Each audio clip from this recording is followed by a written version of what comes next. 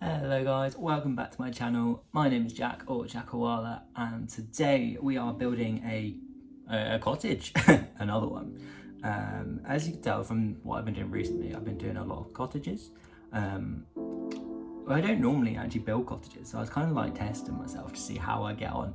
I've been using a lot of Google image searches just to get a general feel of how to do it. And I'm just trying to make these kind of like these nice sort of Tudor Victorian style homes, but they have a modern twist to them on the inside. You know, they're quite modern on the inside, or they've got like an extension on the back, or they're a little bit different, making them stand out a little bit. So which I think, you know, I've enjoyed it so far. It's really fun. I think this one was the most difficult out of all the ones that I did, because in this one no roof piece worked the way I wanted it to work. And it just proved to be incredibly difficult. And as you can see here, I'm literally just deleting roofs, I'm moving roofs, I'm trying 1,000 different ways, but I do get there in the end, and you will see that I get there in the end. It's not how I thought that it was going to go. It was a lot more difficult. I had to do some changes to the images I searched, change the size of the roofs and stuff like that. So I've named it the Odd Cottage because it's odd. It doesn't really, it's not easy, it's got so much going on it, but it is just a little bit interesting.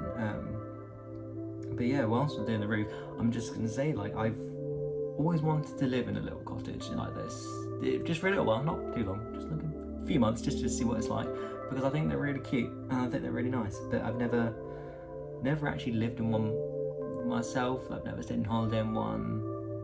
Oh, actually, that's a lie. I've once. I stayed in one when I went down to Cornwall, a little one by the beach, and that was actually really nice. It was but it was a large cottage. It was more like one of my previous builds that I've done, which I thought was quite interesting. As you can see here, I'm still doing the roof. It took me so long, but I think that's kind of it. I think that was the base for the roof done. Which I think I got there in the end.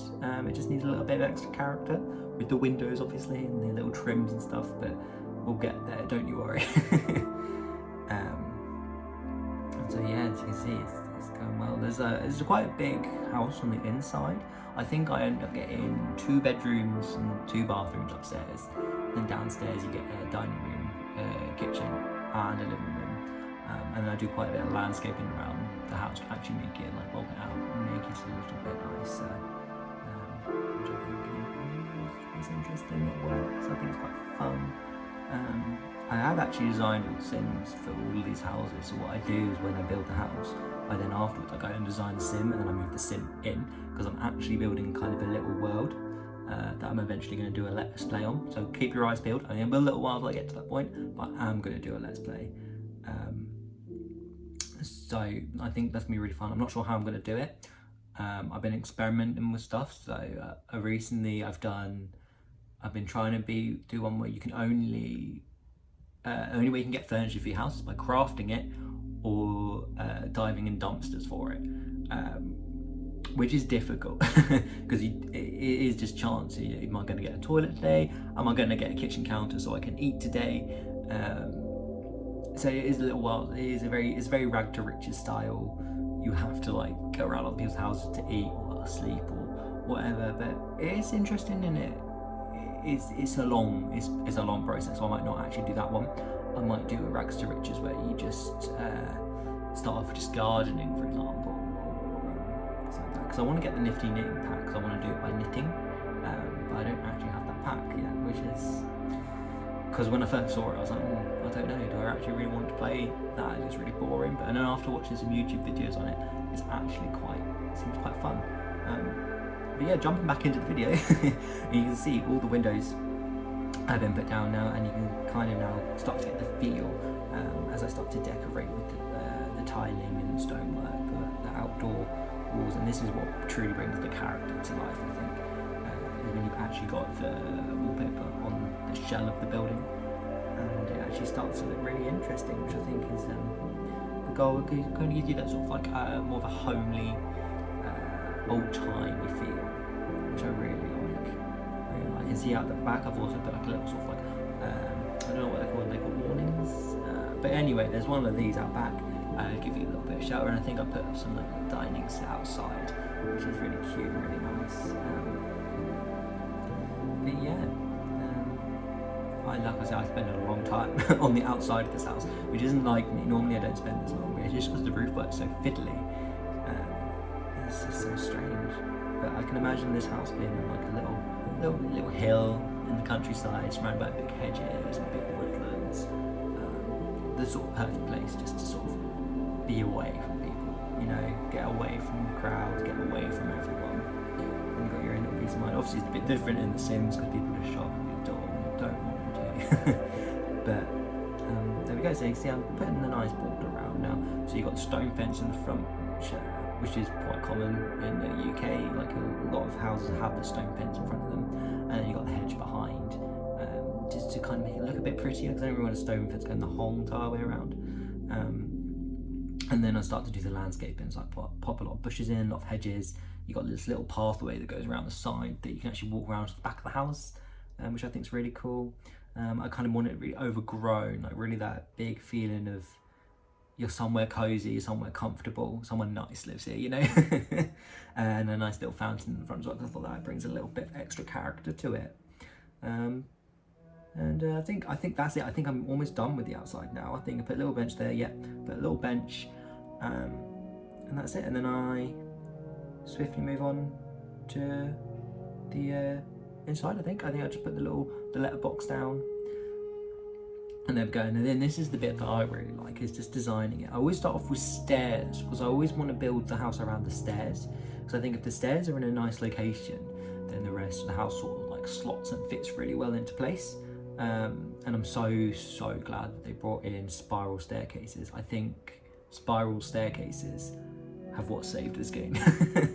Because there's so many times where you have to like take up like half your house with like one staircase, because that's the only way it fits. So as you can see here, like you can have a nice spiral staircase, and you can also fit more room in. I find you don't have to walk all the way around the staircase and have a really long awkward room. You can just have like a small room now, and I tend to use like this room here. I use it as like a foyer. So you've got like a nice entrance corridor. I think I put like there's gonna be like a little seating area there later, you see, and stuff like that. But as you can see, up here you've got your 2 bedrooms, 2 bathrooms, and then you've got your 3 main rooms down here: the kitchen, the dining room, and the living room. So it all fits really nicely. But I mean, it is a very cozy house. It's the rooms are small, and I fit a lot in. But it does end up looking really good. So as you can see here, I started off with the kitchen. I always tend to work my way through. I always stop with the kitchen, because the first one that pops up, I'm like, yeah, let's do that. So as you can see, I'm going for in this one, I think I'm going for the more old-timey sort of feel, more classic feel, let's put it that way. Even the lighting, I kind of go for the nice orangey yellow lights. Try and fit everything in really nicely, decorate it. I do like a little bit of clutter in the kitchen. I think it's all holding its character building for the house. It means when you walk in, you know who these people are, and you know that you're going to be comfortable, have a nice time. Even the tiles, you got the nice colourful tiles which kind of juxtaposed to the dark of the wood on the counter and the trim, and I think it ties together really nicely. You've got the little mat there, you know, those are the little things that count. The little things like the little mat, or when you walk in you can wipe your feet on. Even like the ironing board, like I know a lot of houses that have the ironing board in the kitchen, and I think that just kind of slots in there nicely. And then off to the side of this room we have our dining room. I'm really proud of this dining room. I think it's very it's like a traditional dining room. It's like when you think of a dining room, like this is a dining room. There's no bar in it. It's just you got your nice table with your setting on it. You got the big curtains. You got the plants in the corners. I think I put a painting on the wall as well, and I think I'll go for a nice dark colour scheme on the walls as well, which I think works really well. Like you can see like a nice tapestry, and I think that kind of makes it feel that kind of cozy. You know, you've got fabric on the wall, you've got decorations on the wall, and as you can see here, there's so many. I get so confused. I always forget what you have, and I always look at things whilst I'm doing this and go, oh, actually, I'm going to use this in my next build, and then you get to the next build and you completely forget about it. So I'm trying to use different items, and this is why I'm doing like this cottage stuff at the moment, because I never ever use sort of like the classical or the more antique-y sort of looking items, because I don't like them in a way. I wouldn't design my house like that, so why would I build another house like that? And I always design my houses very modern, very sleek, very like black and white. So this is like almost challenging myself to be a better builder, to experiment more and play more, and not do what I'm used to, like not do what I'm comfortable with. And as you can see here, like this is the living room now. We've moved into the room, and I go for a red colour theme in here.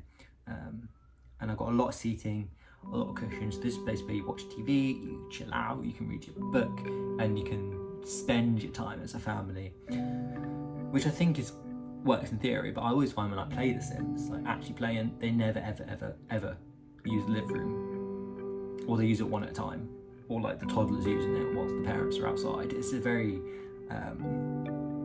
it's a strange thing. You'd think they'd all want to watch TV more or be together more, and they just don't. Even when they eat, I always find they just choose them as random places to eat. Like, if they won't go eat on the dining table in the kitchen, they'll go in the living room and sit on the sofa, and one will go upstairs, sit on the bed, and one will sit outside. And I'm like, oh, well, what are you doing? Like, there's a perfectly good dining table I just spent $2,000 on. Why aren't you using that? But yeah, after I'm done with the living room, I'm using this as like a utility room. A lot of English houses, they have a utility room like downstairs, either by the front door or the back door. I know in my parents' house, the utility room's at the front. And it's just it used to be a utility room. It got made into my bedroom, which is another story for another time. But as you can see, I kind of make it nice and cozy again. Like, you get a lot of the clutter in there. You've got a lot of everything you need to wash your clothes, basically. Like, you got the sink, and you've got the washing machine, the dryer, you've got the towels, the bath, that nice basket. I use it so much. Like, every build is there, because I just think it's just so nice. And I actually use the same tiles as the kitchen, just a different colour swatch, just to keep the continuity through the house, like make everything feel like it connects together. So I find if you go too different and have too many different walls and floorings, it doesn't really work anymore, and I don't think it's very nice. And then I can see I've got like a feature wall, but I've got it on the staircase, which I think is a little bit different. I think it's nice because it still matches the wallpaper throughout the rest of the corridor, but it just makes it stand out a little bit. And then I wanted to put a bathroom underneath, but I don't think, I kind of went against it, because I think in this it wouldn't work. In real life you could, but I think Sims doesn't work. And as you can see, I've got a nice little seating area there as well. Somewhere to put your shoes on, take your shoes off, and then I move on upstairs. So this is where both bedrooms are. You've got the master bedroom at the front of the house, and you've got the small bedroom at the back of the house. And then, like, again, you've got the smaller bathroom at the back, and then you've got the ensuite in the master bedroom. I always do ensuite in the master bedroom. I think it really works really well. It makes it look nice. It makes you know that's the big bedroom, that's the bedroom you want.